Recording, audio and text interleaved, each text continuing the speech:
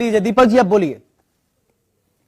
देखिए शरद जी, अब आपको और आपके सभी व्यूवर्स को, आप शिक्षक दिवस है, आप सभी को शिक्षक दिवस की बहुत ढेर सारी बधाई और शुभकामनाएं। देखिए, भारतीय जनता पार्टी के टाइमिंग पे हमें सवाल है कि भारतीय जनता पार्टी इस तरीके की अंधेरे में छोड़ी हुई थी, इस तरीके की चीजें लेकर के आती है। अभी हमारे बड़े भाई आदरणीय अशोक कुमार सिन्हा जी भारत के बारे में, हम कहा इन चीज से पीछे हट रहे हैं। हाँ। हम कहा आपको मना कर रहे हैं कि भारत का नाम पहले नहीं था, या हमारे लिए तो भारत भी का महत्व भी उतना ही जितना हमारे लिए इंडिया का महत्व है। लेकिन जब 9.5 साल से इनकी केंद्र में सरकार रही और पहले भी भारतीय जनता पार्टी की सरकार रही, तो तब क्या ये गुलामी दर्शा रहे थे हम लोग?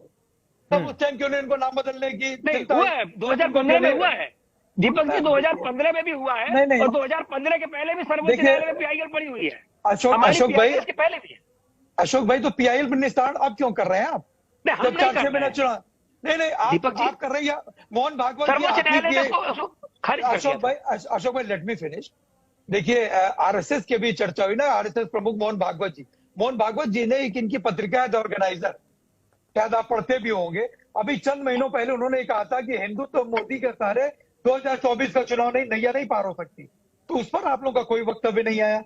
अरे भाई, नाम बदलने से क्या होगा? अगर आपने 9-9.5 साल हिंदुस्तान की सरकार में आप हैं और 6 साल से आप उत्तर प्रदेश की सरकार में हैं, अगर आपने काम किया होता तो नाम के चक्कर में आपको पढ़ने की जरूरत नहीं थी।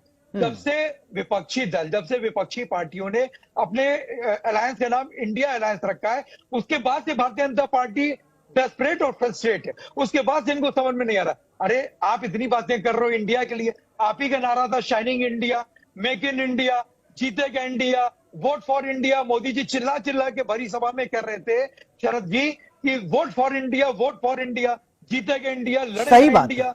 सही बात है, ये सही आप कह रहे हैं। देखिए शरद जी, अभी हमारे बड़े भाई अशोक पांडे जी सारी बातें बता रहे थे। मैं तो इनसे बस इतना पूछना चाहता हूं कि ये संविधान में, कॉन्स्टिट्यूशन में अमेंडमेंट करना चाहते हैं, क्या ये लोग बाबा साहब के संविधान पे इनको विश्वास नहीं रहा? क्या लोहिया जी ने जो संविधान तैयार किया, क्या महात्मा गांधी जी ने जो संविधान तैयार किया? देखिए, हमारे हिंदुस्तान के संविधान का लोहा अन्य देश भी मानते हैं, क्योंकि हमारे हिंदुस्तान की जो संविधान बना था, जो संविधान लिखा गया था, उस संविधान को कई देशों से कई सारी चीजें लेने के बाद, उसके सारे फैक्ट्स के, उसकी सारी चीजें उसमें शामिल करने के बाद संविधान की रचना हुई थी।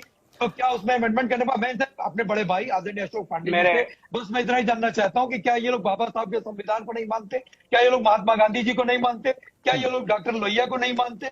बाबा साहब के लिखे संविधान में इनको कोई आपत्ति है?